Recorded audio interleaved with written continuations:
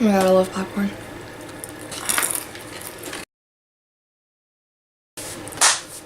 Hey guys, back with another video. This one is a little more serious of a video. It's a little bit more of a big deal, so to speak, but I don't know if all of you have ever experienced death. Not so much firsthand, because if you experience death firsthand, that means you've died. And unless you came back to tell your story, you can't tell anybody if you're dead. But a lot of you may have experienced death, a loved one of a close person, maybe someone not close at all if you're a nurse, I don't know. Everyone experiences death somehow, some way. Whether or not you see the person die, whether or not you show up after and you see them dead, not sure. If you have, then this might be something you could relate to. If you haven't, stick around and, you know, get yourself some popcorn. And let me tell you the story about how this guy just kind of died in front of me. And there was really not much I could do to save him. So my mom had this friend.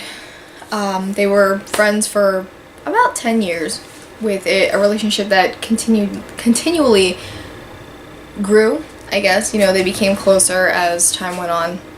And it was nothing more than a platonic relationship. The guy knew my dad. You know, he knew my mom first, and then, you know, he met my dad. He knew that my dad existed, and there was really nothing weird going on. And my mom eventually became his caretaker for when he fell extremely ill. He actually passed away in 2016, and I'm gonna tell you the story of that night. That 2016 was not his year at all. He was living in this apartment complex, and his building had caught on fire. We went there, found him, whatever. Long story short, he came to stay with us for a month, but then he ended up going to the hospital. And because he was a veteran, he would go to the Veterans Hospital, and while he was there, they found out that he had cancer in his lungs, which attributed to a lot of the difficulties and complications he was, you know, suddenly suffering from. He spent Easter in the hospital. After he was in there for a little while, they sent him home on hospice. Gave him 3 weeks, and my mom was like, what? 3 weeks turned into 3 months. And yeah, it was an interesting ride, because it was nothing like when my dad was dying. This guy was, you know, he had his moments. He was weak sometimes, you know, well, he was weak all the time. He couldn't walk anymore. But he could sit up, he could eat, he could feed himself, you know, he was still good with using the bathroom for a little while, and then eventually we got him a commode from the equipment delivery service for hospice. And yeah, so I mean, he was still spunky, you know, still liked to watch TV. His vision started to go a little bit, so he got new glasses. It was great because the optometrist came to him and everything. You know, it was hard though, because his oxygen requirements were so high. He had a cannula, and he had 2 large machines that you plugged in, turned on, and they were loud as anything. I think his level was a 13, which is extremely high. Like, nobody ever needs a 13. That's too high. That's why he had 2 large machines. He couldn't leave the apartment because there was no tank of oxygen sufficient for his requirements to be able to breathe. So literally any kind of appointment he needed, we would have to see if they could come to him. The night that he passed, it was Sunday, October 23rd, 2016. I had just come home from shopping with my cousin over at the outlets in Limerick, and I had just put my bags down. I got into my pajamas, and I was getting ready to go to bed. And my phone rings, and I look at it, it's my mom. And I answer it because my mom she called me when she needed something, but it was one of those things where if she called during a certain window, then I knew things were okay, because she knew I was at work, so she never called between the hours of like 5 a.m. and, you know, 5 p.m. because she knew I was at work. she'd always call after, or I would call her. And she never called late. You know, anytime past 8:30, she never called because she was trying to go to bed too. So she could get up and go to work in the morning. But she called me, it was about like 8:30 or something like that. And I answered and she was crying on the other end. And she said to me, Roy fell, you know, I can't get him up. Can you come over? And I said, yeah, I'll be over there right now. I grabbed a hoodie and I threw it on and, you know, I didn't even put socks on. I think I just put shoes on and I grabbed my keys and my wallet and ran out. I didn't think anything of it. You know, I left the back light on because I figured I'd be coming back. I get there, you know, park in the space and I go inside. I had a key to let myself in the building, but I didn't have a key to let myself into his apartment. So when I got there, you know, I don't remember if I called my mom to let her know I was outside or if I knocked on the door. But either way, she let me in. I walk in and her friend is on the floor. He had a hospital bed. And the hospital bed is right up against the computer desk, facing the TV. And then next to that, toward the head of the bed, he has his commode. And then, you know, behind that some ways and against the other corner was a large dining room table full of different things, paperwork, medicines, stuff. So there really wasn't a lot of room. He had a couple of chairs floating around. He had a hospital table that we had ordered for him on Amazon. I think he had 2 of them. Yeah, he had 2 of them because we brought them home. I don't know why. He had those. He was situated somehow facing his commode with his right hand in a sort of fist on the ground, white-knuckled, because he was trying to hold himself up. His legs were folded under him, but off to the side slightly. And his left hand was gripping the frame of the commode, white-knuckled, because this is how much energy this guy needed to use. This is how much he struggled just doing different things that you and I could easily do, because we're healthy. He's struggling to breathe, looking not really panicked, but you could tell he was a little bit panicked, and he was trying to catch his breath, as he mentioned to us. I walked in and I said, Hey Roy, how you doing? Alright, I see you're on the floor right now. What happened, man? You know, he didn't answer. I was like, okay, I'm gonna pick you up and we're gonna get you back in the bed and you're gonna be okay, alright? And I said, I'm gonna get behind you, and I started to explain and he cut me off and he said, No, I need to catch my breath. And I looked at my mom, and I looked at him, I said, okay, alright, I'll give you a few minutes, you have 5 minutes, and I'll come back, and then we're gonna get you up, and you're gonna be okay. He's sitting there, and he's struggling to breathe, like he's just not breathing well. My mom and I are in the kitchen talking, and I'm like, you know, like, what happened? And she explained to me that he had needed to use the restroom. So she helped him onto his commode and he wanted to go on his computer. So she pushed over the table and he opened it and started Facebook chatting with his sister-in-law. And when he was finished, he, I guess, said that he would see her later or whatever, and he closed the Facebook chat, turned off, did his thing on the computer, closed the computer, pushed the table away.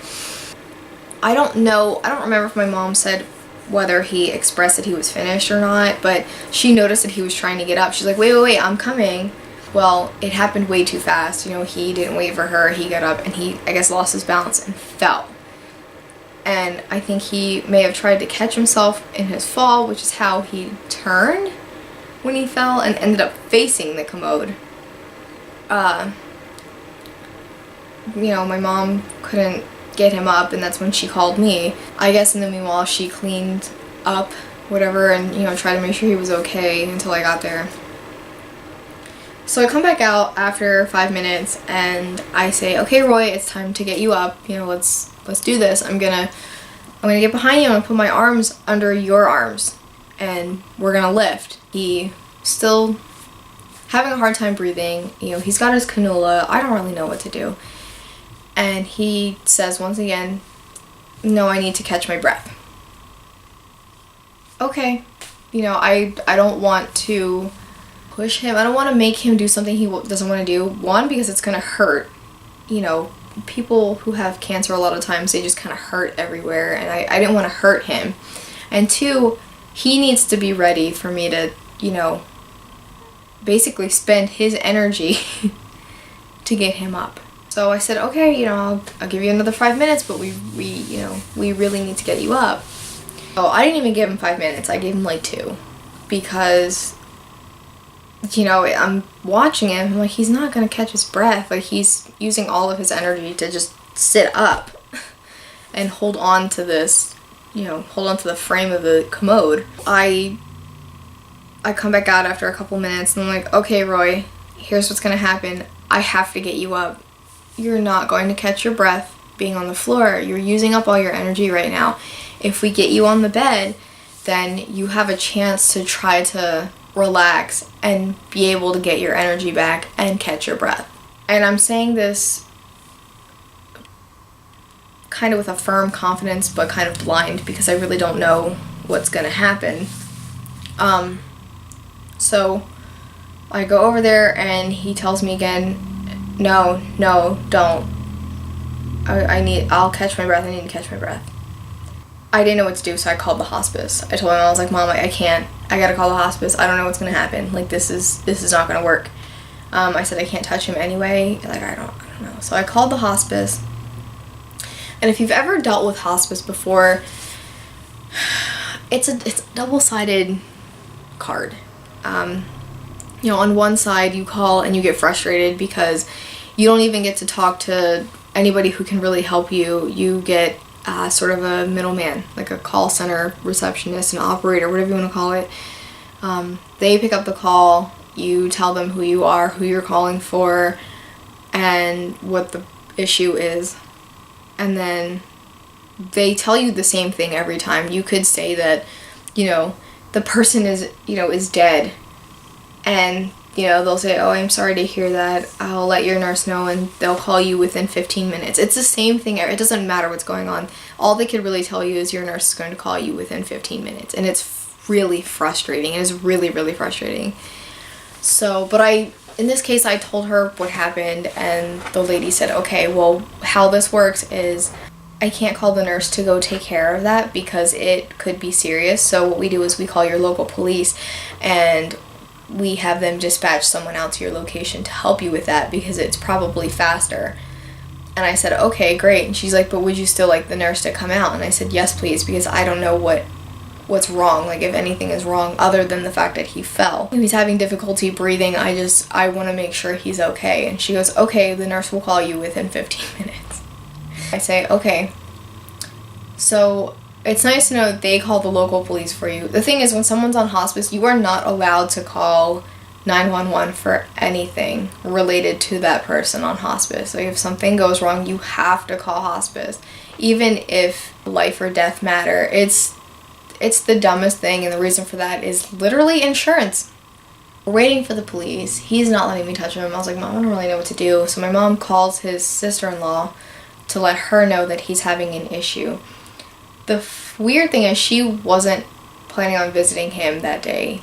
She was going to come the next day and see him and, you know, sit with him, whatever.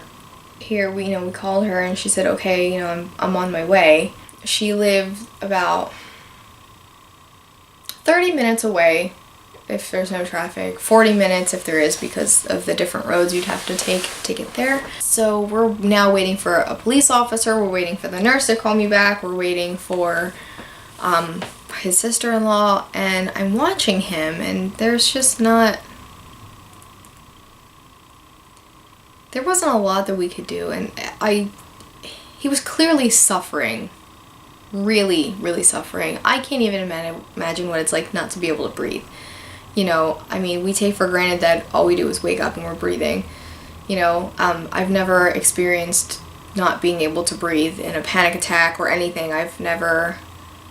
And I don't ever want to, because that's got to be painful and just crazy.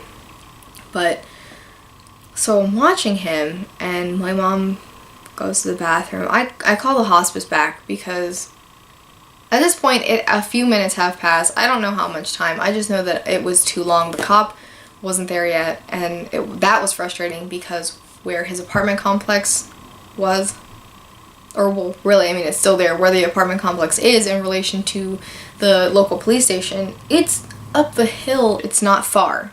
You could walk there from the apartments in probably, you know, less than 10 minutes.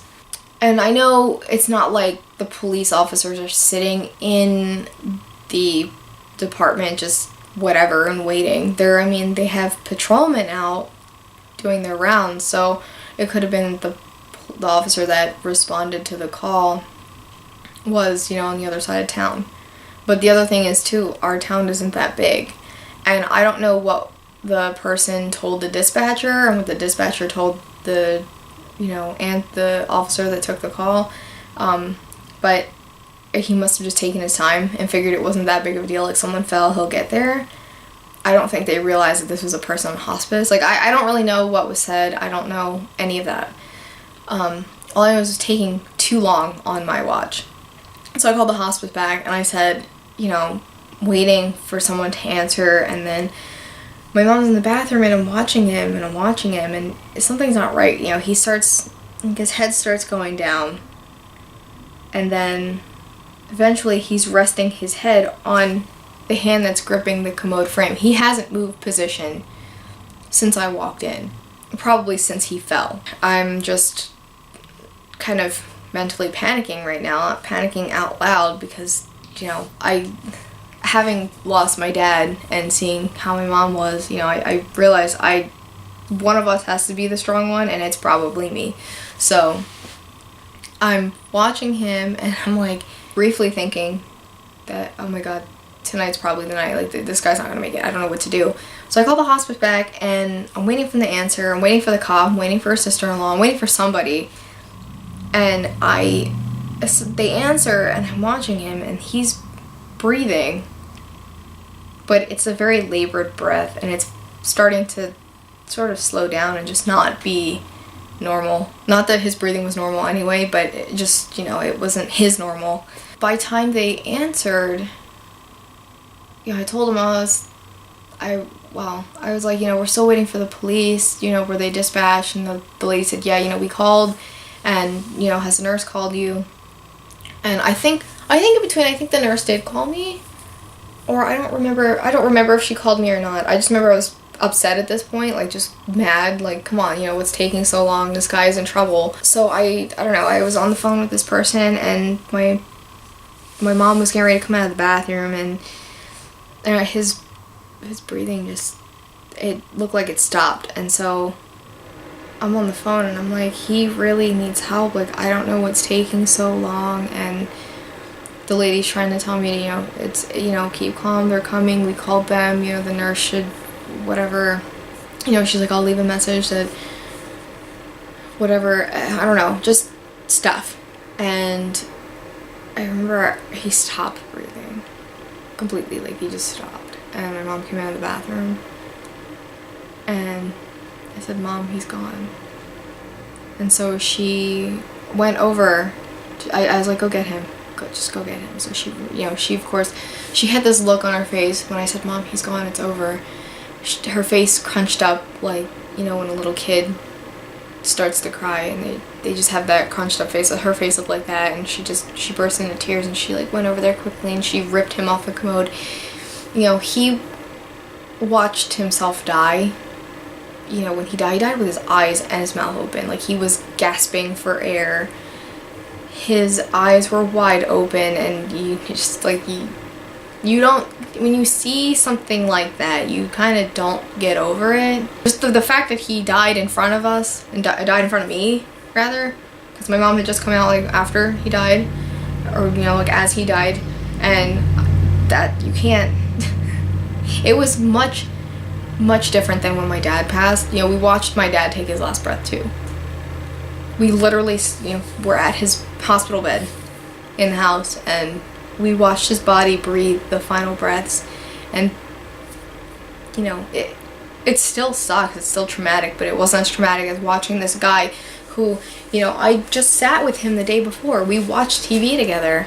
You know, he was just chatting with his sister-in-law on the computer, and then now he's dead like an hour later. So I tell the person on the phone, I'm like, you know what, you guys, it's too late. He's dead. He's dead now. So you get the whole, like, I'm sorry for your loss, you know, I'll leave a message for the nurse, she'll call you within 15 minutes. Literally, whatever you tell this person, it's always, oh, your nurse will call you within 15 minutes. That's one side of the card. The other side of the card is you have to remember the nurse has more than one patient. The nurse could be attending to someone else who's also having a crisis, who's also already passed away, whatever. You know, the nurse is trying to get there as fast as possible. She will call you within 15 minutes. And that's something you have to understand. Like, this nurse, or, you know, she or he, there are also male nurses for the hospice. You know, you have to understand that they, you know, they're on call 24/7. That is the way their job works. You know, if they're 3 a.m. and they're sleeping and you wake them up, they gotta come. They gotta call you back. You know, that's kind of the way it is. And it's sad. Actually, no, let me take that back. I don't think nurses are on call 24/7. I think what happens is if they're off or they're not working at certain hours, then there's an assistant nurse or something. I forget. But I remember, yeah, and so I hung up with them. I was like, we gotta wait for the nurse again. All right. I look out the window, and he had these sliding glass doors to go out to his little porch. And he had blinds, vertical blinds. So through the vertical blinds, I could see headlights. I knew the police was there. My mom's sitting on the floor sobbing, apologizing to him over and over again, because earlier in the day they had not got into an argument, but it was I guess a shouting match. You know, like he was ill and, you know, going on and on about something, and my mom, you know, she knew he was sick, and she wasn't trying to be that person that, you know, is nasty to the ill, but she made it a point that if he's gonna be nasty, then she's gonna be nasty right back, because, you know, she's spending her time and energy, and she gave up everything. She gave up her second job, which she was on call for. Like, she gave that up so she could spend as much time with him as she could to take care of him. So, you know, her thing was, you know, if you want to be nasty, go ahead, but I don't have to be here, you know, and that was the kind of thing that brought him back. It was kind of like, oh yeah, no, she's right.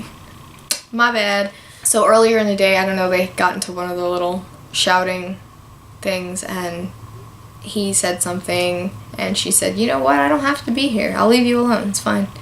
I'm going to leave and not come back. And then he stopped, and, you know, she felt kind of bad about that, because she knew very well he had expressed that he did not want to be alone. And if anything, he wanted to, if he had to die, he wanted to do it with my mom there, and that's something he had expressed to her. So yeah, the headlights were there, and I knew it was the police because of where they pulled up, and I said, Mom, the cop is here, I'm gonna go let him in. So I went out there, and I opened the door, and there's an officer standing there, and I said, hi, you're too late, he's dead. And the cop looked at me and was like, what are you talking about? I'm like, yeah, he fell on the floor and then he died, and we were waiting for you to come to help us get him up, but it took too long and he died. The cop's like, okay, yeah, I still gotta come in and get him up. I'm like, okay, come on, he's in here. So he came inside, and I said, Mommy, the officer is here, he needs to get him up. So my mom carefully laid her friend down. She tried to shut his eyes, and I also tried, and it didn't work. My boyfriend said we had waited too long before trying that, but I'm pretty sure my mom tried to do it, you know, shortly after it happened. Unless it was one of those things where he died and his body was just like shutting down immediately, and which is why it looked like he was breathing. He may have already been dead. We don't know. So my mom laid him down and got out of the way. Of course, you know, the cop walks in. He's probably freaked out inside, but as a person, you know, a person performing a duty, a law enforcement officer, he can't really be like, oh my god. He needs to keep his composure, but I'm pretty sure he's like, his eyes are open, oh my god, you know, like, So he gets under him, kinda, and he's trying to figure out how to lift him up, and he realizes he can't do it by himself. I would have helped, but he didn't ask me. I think he felt like it would wouldn't be the appropriate thing to do. So he said, you know, I can't get him up by myself. I have to call for backup. So now we're waiting again. We're waiting for his sister-in-law, waiting for the nurse, and now we're waiting for backup. I believe his sister-in-law was the next one to show up. So she came, we let her in, and she was like, oh my god. My mom filled her in on what happened through her sobs, and then the nurse, I think the nurse came, and then the EMT showed up with another police officer. So there was an ambulance, 2 cop cars, 2 officers, 2 EMTs, a sister-in-law, a nurse, my mom, and myself in this tiny apartment. I mean, the vehicles weren't inside, they were outside, but you get what I'm saying. So the 2 officers, they allowed the EMTs to do it. So the EMTs were able to, you know, pick him up and get him onto the bed, and they, you know, they turned him around so he was facing the correct way, and, you know, the nurse stepped in and, you know, checking his vitals and started cleaning him up, and one by one people left. The first one officer left, but not after asking questions. So his sister-in-law took care of answering all the questions. You know, I was trying to sit with my mom and, you know, console her because, you know, God, 3 years later, now she's, you know, the only other guy she had in her life is gone. So yeah, so I mean, after questioning, and it wasn't an interrogation of, you know, an investigation. It was just literally, you know, information taking, I guess, for record keeping. And one officer left, and then the other one left. The nurse had called the funeral home, so they were coming to get him. And eventually, you know, the EMTs left, and the funeral home directors came and got him. And I had to push my mom into the bedroom. And I wanted to close the door. But for one, I couldn't close the door because there was no light in the bedroom. I don't know why he didn't have a light in the bedroom, but there was no light in the bedroom. So I kept the door open so there was light, because I don't know. And but doing that, because the way the apartment was laid out, you could see everything. It was a small apartment, you know, it was a 1-person apartment at, you know, at best. And so she watched them as they, you know, rolled him onto the I don't know what it's called. It's not a body bag, but it's black and it has handles on each side, and it's a fabric, a material of sorts, and they put the body on there and they carried them out in it, and they put the body in the hearse. I don't know what it's called, but they were rolling him onto that. I say rolling, I mean they weren't like rolling him. They were, maybe, I guess, picking up, sliding him onto the thing so they can carry him out. And so they did that. You know, the nurse had called the time of death and everything after she cleaned him, and they, you know, my mom tried to get up and go after the funeral home employees who were taking his body. She tried to go after them to, you know, try to get the body back, and I said, no, you can't, Mom, he's gotta go, you know. And I said, we can walk out and see him one more time, but he has to go, like, you can't. So I let her go out, and, you know, she sobbed and was having a hard time, and she decided she wanted to stay at his apartment one more night. Just one more night. So I was like, okay, I'll stay with you. I didn't have anything with me, but it wasn't important at that point. Eventually, you know, when that was all done and he was gone and the police were gone and the EMTs had left, the nurse was, you know, making sure we were okay and getting ready to leave. So I walked her out to her car, and I asked her, I said, look, I feel like we didn't do enough. Was there something we should have done that could have saved him? We get to her car, and she looks at me and she goes, no, not at all. She said there was nothing you could have done. She said the truth is he had lung cancer, and there was probably something close to his airway that when he fell, it was enough to knock it either into the airway or against the airway to close it off. And therefore he wasn't able to breathe. So pushing the cannula up or turning up the oxygen or whatever, she said it wouldn't have been enough anyway. You know, it was just time. And it happened to happen, you know, it happened like that. So I guess it didn't make me feel better. It just kind of was like, okay, it's still really you know. So she got in her car and left. I walked back into the apartment and, you know, I looked at my mom and I said, all right, well, let's get some sleep, I guess. And, you know, his sister-in-law was like, yeah, I better get going. Like, you guys need anything? Are you okay? And I said, I think we're fine. And there's really isn't anything we could do here. You know, my mom looked at me and said, you know what? I don't want to stay here. She's like, I'm tired. Which I just want to go home. One thing I failed to mention was that my mom, in addition to giving up different things to stay with him, was she literally moved in with him. Like, she was living in the apartment.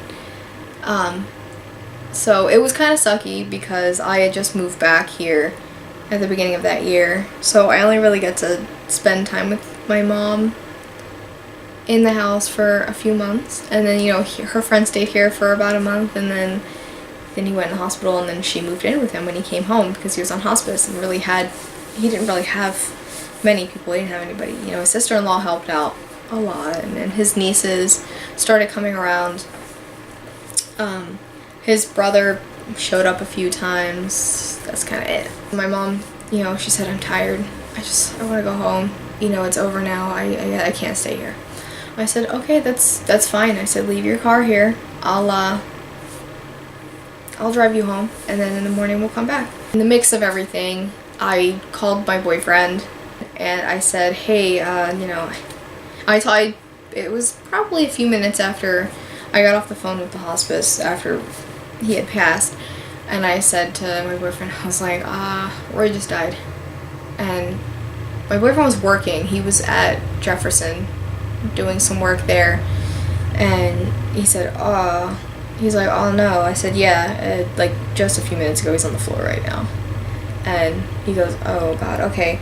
I said, look, I don't know if I'm gonna work tomorrow, dude. Like, I gotta, there's a lot that's going on right now. I gotta take care of it, and I gotta help mommy. And he goes, yeah, absolutely. I said, do you think you can call Seth? Like, I have to make other phone calls right now. I really don't have, you know. He goes, yeah, I'll call. And I said, I told him, I was like, I was supposed to go to Philly tomorrow, instead of going to the shop. I have all the stuff. I don't really know how that's gonna work. He's like, I'll get it from you. I'll do it. And I said, okay.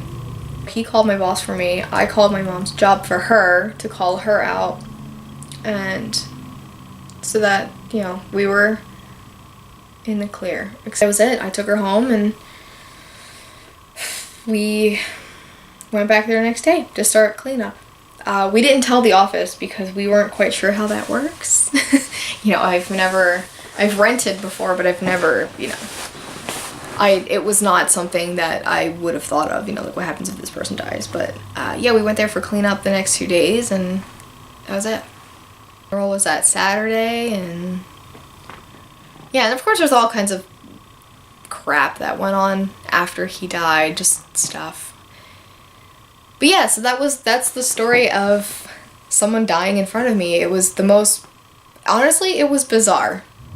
It was bizarre because he was literally, I mean, as fine as he could be, but he was literally fine, you know, before all of that happened. And it's almost like, you know, why? Why did it happen that way and not the way we were all expecting it to happen? You know, why did he get to watch himself die instead of just doing it peacefully in his sleep, or, you know, his body finally, you know, starting the actual shutdown, and, you know, us being able to tell that he was getting close to it. Why did it just happen suddenly like that? That's not fair. But you can't know, and you'll never know, and that's it. You just, you know, really bizarre, just really, really some kind of strange. That's the way some things happen. So, with that said, have any of you experienced things like this? Have you ever witnessed a death? Whether it be something immediate, like a car accident, or somebody getting hit by something, or just having a heart attack or a stroke and just collapsing. Like, have any of you ever experienced that? Have you ever, you know, been through this with someone on hospice? Have you ever, you know? It's one of those things where death in life is inevitable. You're gonna hear about it, you're gonna see it, you're gonna experience it, and then you yourself are gonna die one day. So it's not, you know, people treat it as taboo sometimes. It's really not. It's part of life. It's there. It's gonna happen whether you want it to or not. That's it. So, alright, hopefully my next story time is going to be happier, funnier, a little more drama-filled for your enjoyment. I have to brainstorm and see what the contenders will be, and I'll probably post another poll on Twitter. Let's brainstorm together, I guess. I'll put a poll up and put some choices and see what sounds interesting to you guys. But that'll be it for now, and yeah, bye!